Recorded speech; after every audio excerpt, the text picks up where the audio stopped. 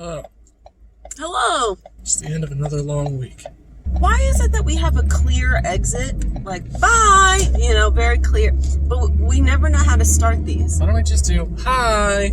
Hi! There we go. We did it. We solved it.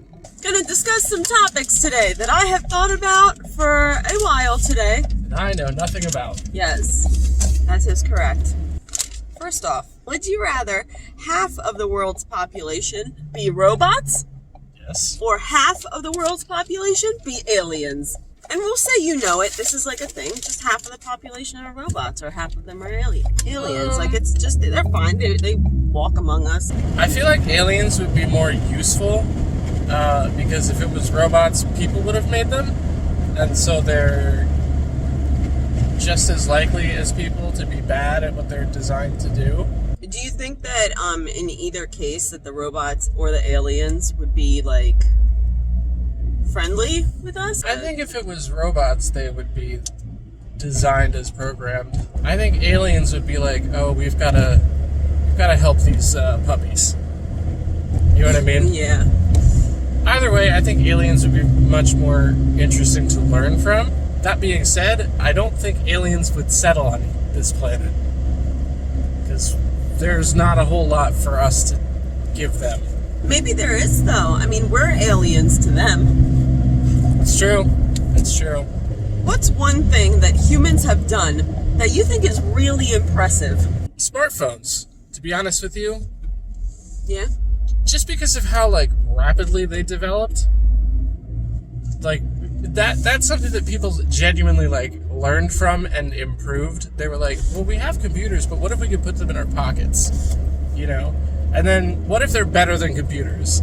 You know what I mean? And then what if they also combine a telephone? But just at this point, just technological advances in general. Because I think that a lot of those build off of each other rather than finding a solution that works for 70 years and nobody thinks twice about it, Yeah. Like the initial telephone. I think that the thing that we've done that to me is the most impressive, just making it through the Middle Ages is pretty impressive. Yeah, that's fair. There wasn't normal soap and stuff, and just because we're such squishy, fragile things, and it's right. just, Especially then, if you got a paper cut, that was a death sentence. Yeah. Nobody knew what an infection was.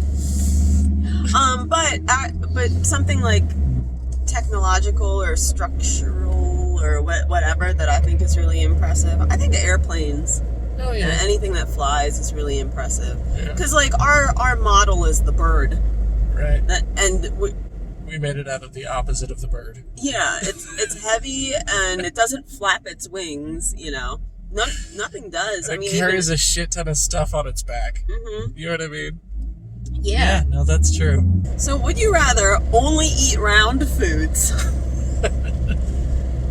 Things that are round. You can't just take a piece of bread and mush it into a ball and be like, it's round now.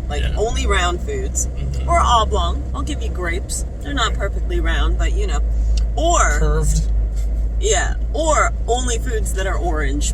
What? How many foods are there that are orange? I mean, 4. Plenty. Again, you can't dye them orange, but oranges, carrots, Cheetos.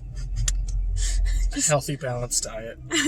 There's some orange peppers out there. There's plenty of fruits. Mangoes are kind of orangey. I think I would go with round foods. Yeah? Yeah. I think there are more things that I like in round foods. Plus, I could still have oranges. What do you think? I'm going round foods. Yeah.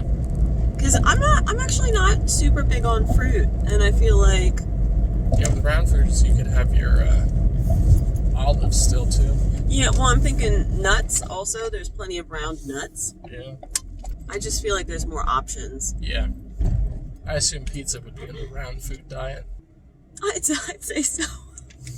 Once you cut a slice of it, it's not It's round. triangular, so you gotta eat the whole damn thing.